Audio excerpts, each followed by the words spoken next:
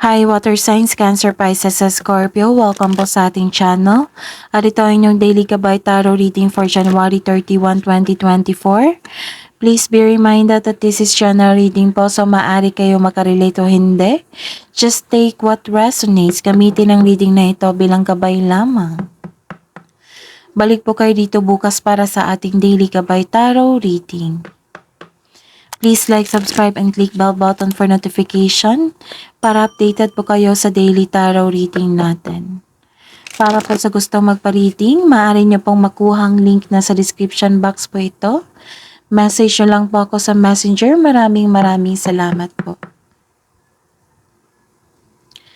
Spirits guys, ano po ang ganap sa araw na ito para kay Cancer, Pisces, and Scorpio ngayong January 31, 2024?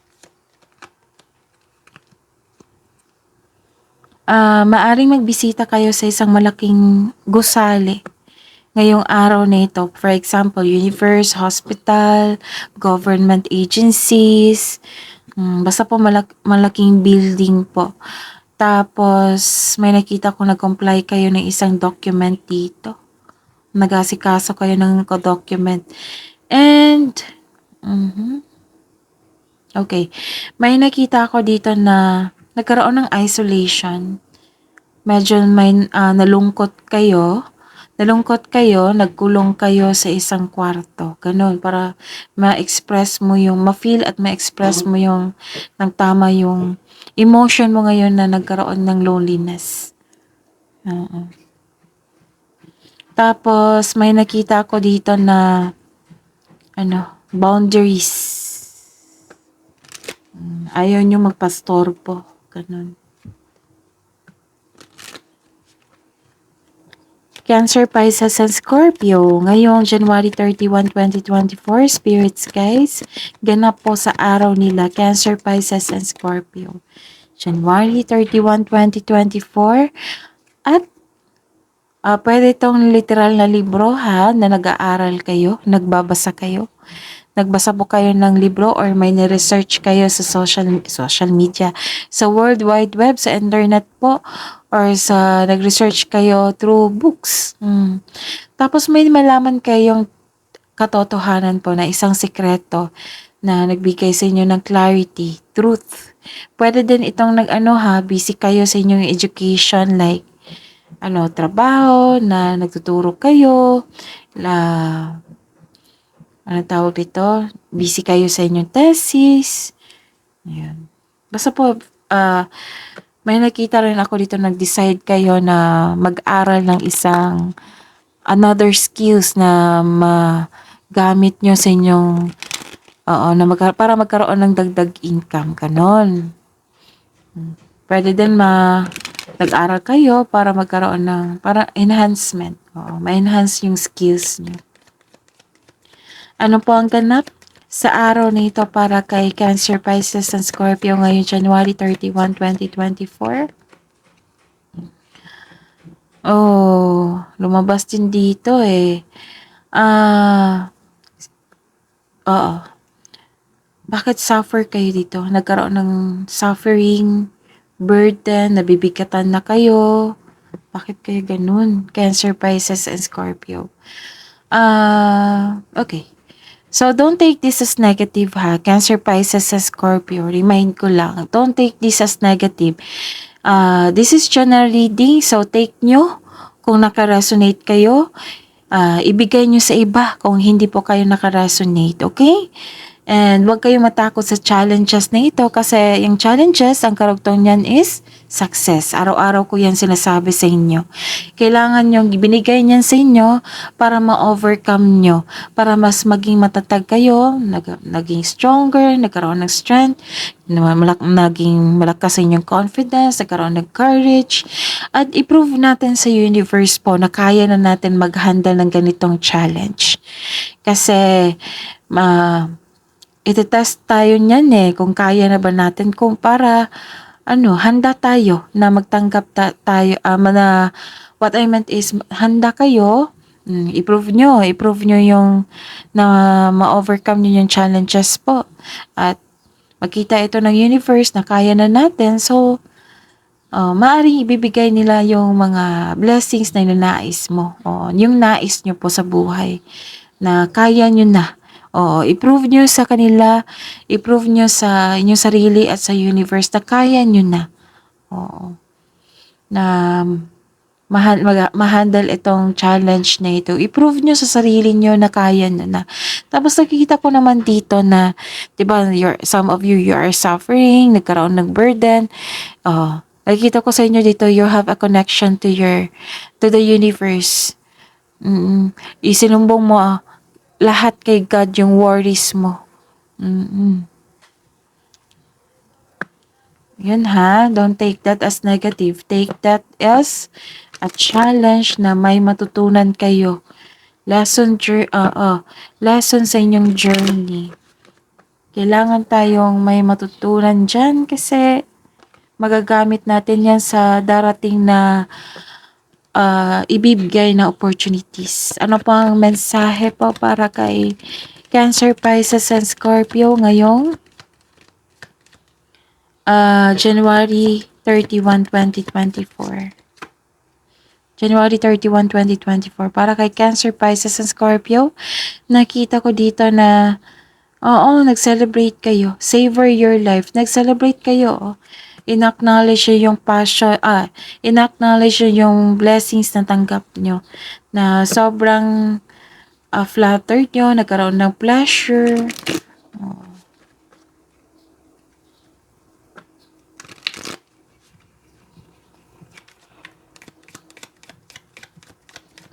Ano po ang mensahe para kay Cancer, Pisces, sa Scorpio ngayong January 31, 2024?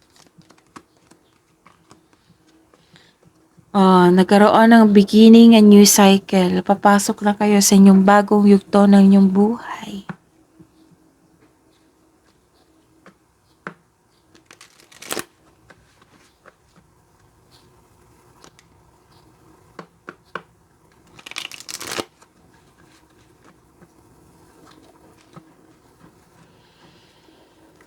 Energy po ni Cancer, Pisces, sa Scorpio ngayong January 31, 2024. Spirits guide.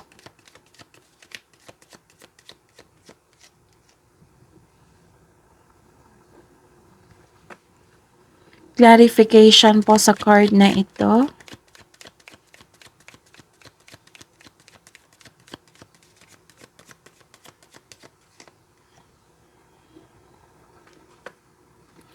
Career and money. Career and money po ni Cancer, Pisces, and Scorpio. Career and money ni Cancer, Pisces, and Scorpio.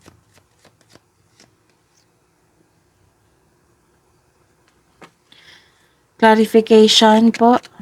May lumabas. Kunin natin.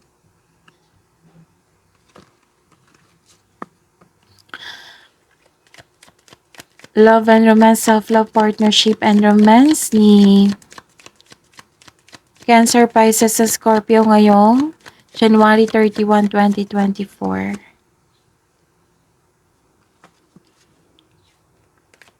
Clarification of this card po.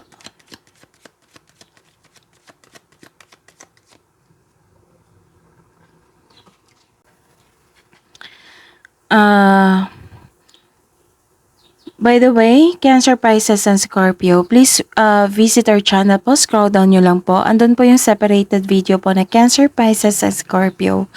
2024 Kabay Tarot reading nyo po. Yes, that is 12 months 2024 Kabay Tarot reading nyo po. Uploaded noong December 2023. So, check nyo po. At may bago po tayong upload. First quarter, January, February, March 2024, Gabay Tarot reading nyo po. At February 2024, monthly Gabay Tarot reading nyo po. Maraming salamat po. Ngayon, January 31, 2024, para po kay Cancer, Pisces, and Scorpio. Pasensya na po sa ingay. May dumaan na taho. Nagbebenta ng taho.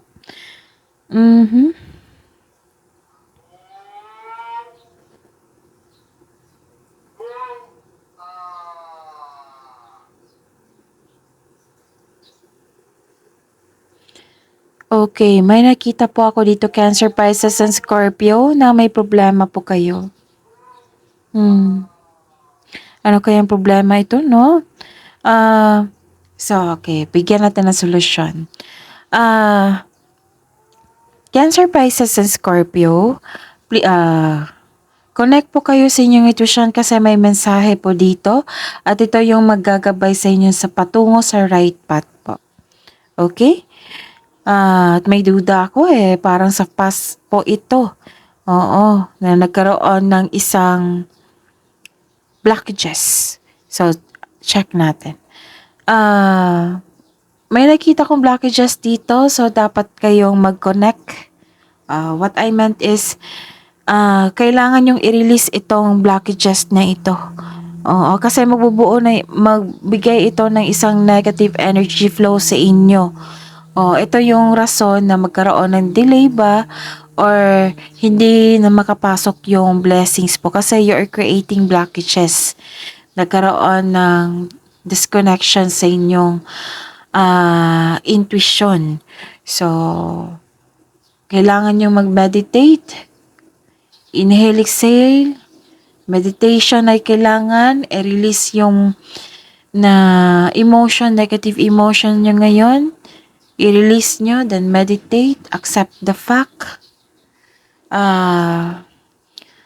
Accept nyo kung nangyari na. Oo, tapos intindihin, tapos release, let go, and move on. And connect to your intuition.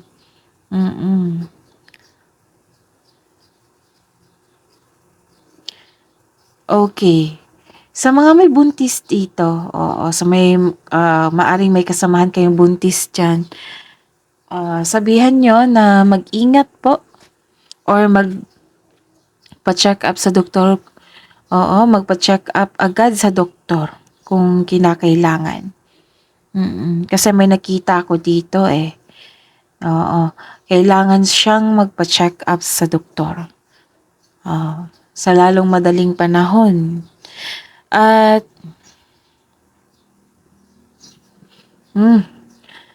sabi po ng card dito na kailangan niyo pong alagaan ang inyong sarili at bigyan ng oras ang inyong sarili. Nag-decide kayo dito na ayaw niyong kumilos. Ayaw niyong kumilos. Kaya pala dito, no, nagkukulong ka, nagput ka ng boundaries. Nagkulong ka sa isang kwarto, nagkaroon ng isolation, nagkaroon ng loneliness. Ito, clarification niya. 1, 2, 3. And remember to practice self-love po. And ask for divine assistance. Okay? So, kailangan yung i-overcome kasi may nakita kong abundance and success dito na parating sana. Pero kailangan yung i-overcome yan po at i-release na yan kasi nag-aantay itong abundance and success po. Okay? So, pagsikapan nyo na maging productive kayo sa araw na ito para may expectation tayo sa near future po. Para araw-araw tayong may reading dito na may parating resulta sa inyong tinanim, resulta sa inyong gawain. So, pagsikapan nyo pong na magkaroon ng maging productive kayo sa araw na ito, pagsikapan nyo po. Okay? So, ayun. Para sa Cancer, Pisces, and Scorpio, kahit may problema ito, kikilos pa rin yan. Tatapusin pa rin yan yung trabaho. Actually, mas malinis pa nga Mas matapos pa ng maaga na mas maayos. Diba? Cancer, Pisces, and Scorpio, kahit may problema kayo, kumikilos pa rin kayo. So, I believe, kumikilos pa rin kayo kahit may mabigat kayong feelings, pakiramdam, yung marami kayong iniisip, mas gusto nyong may kumikilos kayo.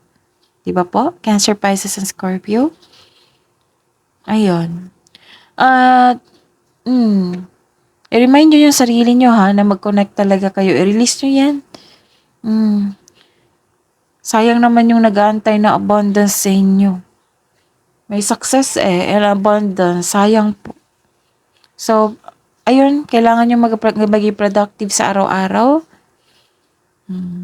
Nag-meditate para magkaroon ng mag-meditate and i-release mo yung negative emotions flow. Okay. I see. Kasi curious ako bakit kayo nalungkot? Lumabas po dito na may disbalance po sa inyo. For example lang to disbalance sa kaperahan. Unfair treatment. Okay?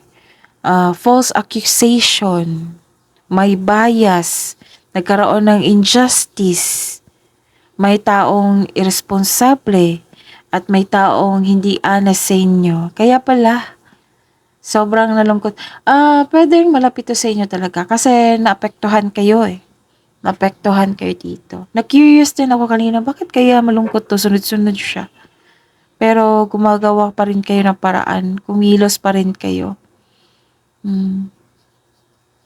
Kaya pala, may taong pasaway dito. So mag-ingat po kayo sa mga taong may mali at masamang paratang sa inyo. May nagsabi sa akin OFW to. Concern ito ng OFW. Okay.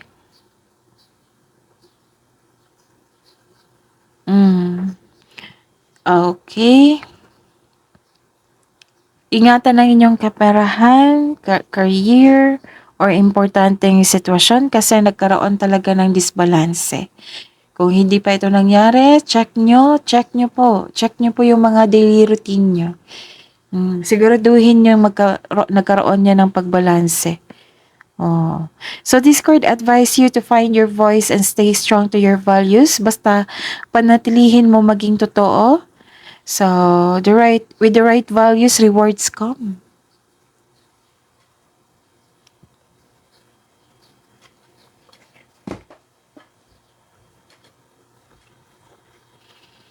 Okay, sa career and money tayo. Oh. Ay nako. Na-distract kayo sa ugali ng taong ito kasi lumabas siya Maaring kasamahan mo ito sa trabaho. Even amo or boss mo, ganun. Siya po ay maldita, strong personality Tapos may problema kayo sa isang tao. May problema talaga kayo sa isang tao na hindi maganda ang kanyang turing sa inyo. Pero don't worry kasi nag-decide kayo dito na ayaw nyo nang masaktan. Kumbaga, pinaprotektahan mo ang inyong sarili. And,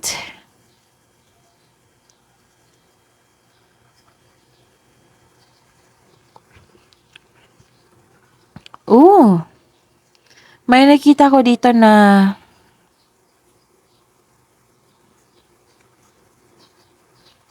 ano to sa mga single dyan,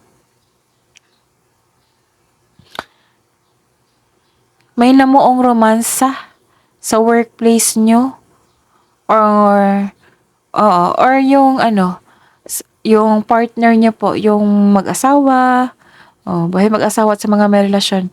Nakikita ko dito yung energy na kasama nyo yung partner nyo sa inyong trabaho. So, this card also means may makipag-business partner sa inyo or makipag-teammate. Okay, so gusto mo ang career mo ngayon dahil nagbibigay ito ng financial stability sa iyong buhay at nagagawa mo yung passion mo at the same time. Wow, ganda naman.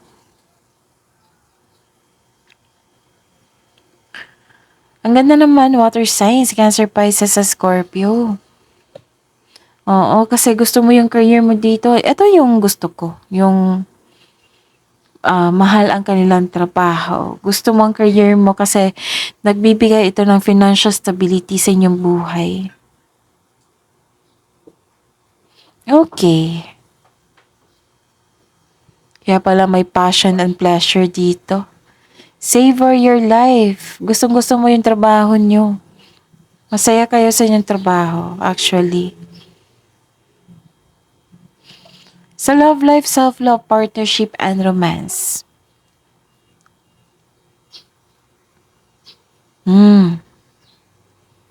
This is walking away or moving on. That's good. Kasi ito yung sabi ko sa inyo kanina na let go, release, accept the fact, accept kung nangyari na, intindihin, and walk away, move on. Ito na yun. Gumagawa kayo ng action. Sabi ko na nga ba Cancer, Pisces, sa Scorpio. Ugali nyo kasi na mag-take ng action agad. Ito yung gusto ko sa inyo, na yung abrupt, biglaan talaga. Oo. Kung may dumating na opportunity kung may dumating na opportunities or gawain, bigyan talaga nyo yung action. Yan yung strength nyo. Yan yung gusto ko sa inyo. Cancer, Pisces, and Scorpio.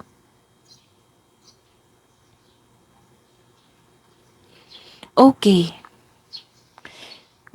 Some of you, just take what resonates. Kung hindi kayo naka-resonate, ibigay po sa iba. May nakita ko dito na you are walking away from a relationship that no longer serves you. Posibleng nagkaroon ng unhealthy relationship kaya nagdesisyon itong iwan. It may be ikaw or kapareha mo, pwede rin sa pamilya mo ito or sa matalik mong kaibigan.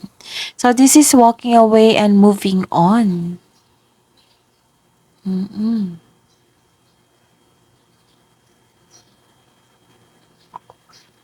Okay, check natin. And the clarification is, nabibigatan na kayo sa inyong responsibilidad. So, ang sabi po ng card dito na it's never too late to begin again. Nagkaroon talaga ng stagnation dito.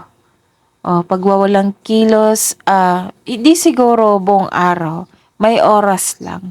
Kasi nagbibigay kayo ng aksyon dito, nagbigay kayo ng aksyon. Masaya pa nga kayo dito, sa inyong trabaho. Pagod lang kayo sa kakaisip po, pagod kayo sa inyong trabaho. So, baka kailangan ng vacation leave po. Oo, Cancer, Pisces, and Scorpio. And, ayun, papasok naman kayo sa new cycle sa inyong buhay, new beginning po ito. Baka, hindi lang maganda yung panahon, malamig. Diba, meron man nga ganyang na sitwasyon. Oo, na inaantok tayo. Pero, I believe na nag-overwork kayo dito, overthinking, overanalyzing the situation. So, alam nyo naman na hindi yan maganda, yung over, yung sobra. So, kailangan nyo ng tamang pahinga po. Okay? Cancer, Pisces, and Scorpio. For some of you talaga na marerelax talaga kayo pag kumikilos kayo. Naglilinis, nagtatrabaho, kung may opportunity, binagyan agad ng solusyon. I-feel nyo lang itong kalungkutan na ito. Nasaktan kayo sa isang tao. Baka may attitude problem itong tao ito, so hayaan nyo na. Huwag na sana kayong magpa-apekto kasi ang gawin nyo, huwag nyo tanggapin yung energy niya kasi ma-absorb nyo yan Ma-absorb nyo yan tapos negative emotions flow pa. Mahirap na kung lalaki ito. Paano na yung makapasok yung blessings po? So, tingnan natin. Kasi gumagawa ka ng paraan dito Masaya ka rin sa inyong trabaho po. Nakita ko dito na magaan ang iyong trabaho ngayon. Kahit may masungit na tao dito. Adjustment po. Baka kailangan po adjustment at pag-intindi. Cancer, Pisces, and Scorpio, magaling naman kayo sa adjustment po. Strength nyo naman po iyan. So, baka kailangan ng adjustment po.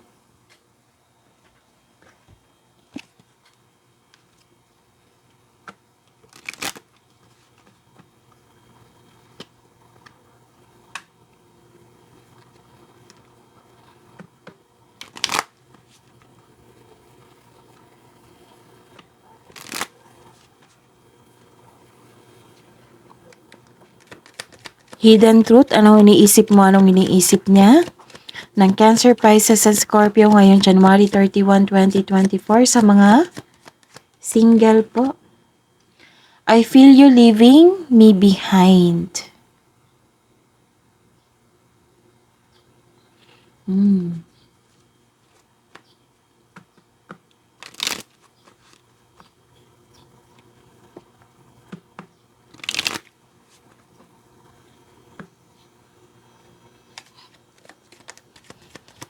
Spirits, guides, angels, archangels, spirits, guides, hidden truth po, anong iniisip mo, anong iniisip niya sa mga Cancer, Pisces, and Scorpio sa buhay mag-asawa sa mga may relasyon ngayong January 31, 2024.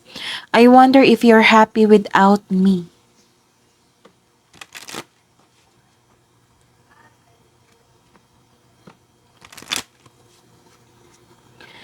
Love message na po. Lumabas agad. Sa mga single po ito ha, your soul whispers love, your ego shouts fear.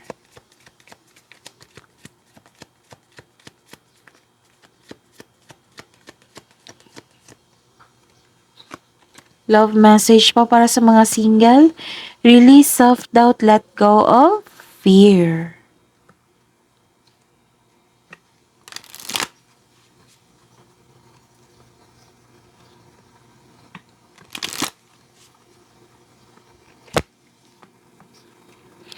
Spirits, guys, love message siya po sa buhay mag-asawa at sa mga may relasyon dyan na Cancer, Pisces, and Scorpio ngayong January 31, 2024 sa buhay mag-asawa at sa mga may relasyon po. True love, this is the romance of lifetime. True and lasting love is here for you.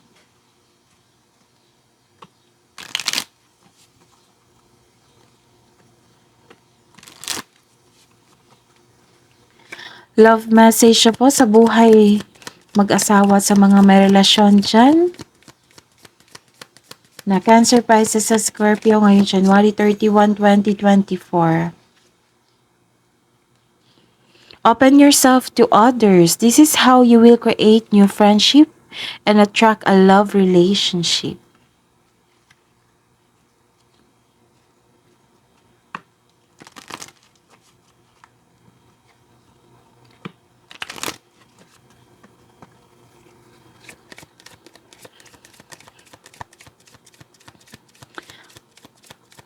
Wisdom message na po, spirits, guides, angels, archangels, guardian angels, ngayon January 31, 2024, para po kay Cancer, Pisces, Scorpio. Wow! This is energy healing. Your natural energy healing abilities are an important part of your life purpose.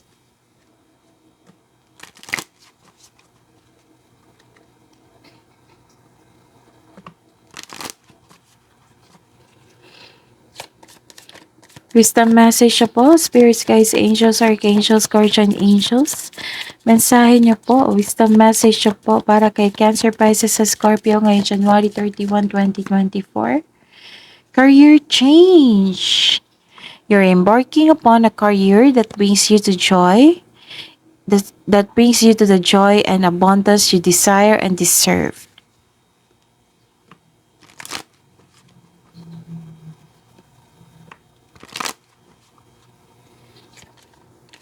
Kabang advice niyo po para kay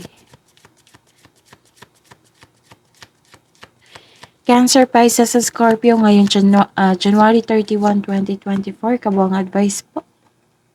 What do you need to release? Yan ang tanong.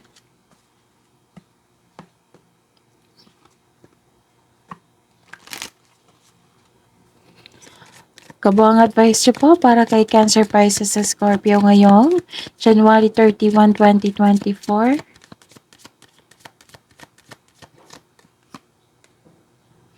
Conclusions are within reach. So magkakaroon na ng konklusyon. Magkakaayos din kayo.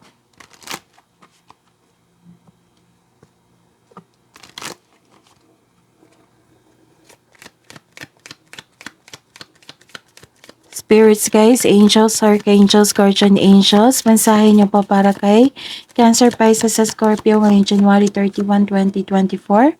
Sabi po ni Archangel Ariel, be courageous and stand up for your beliefs.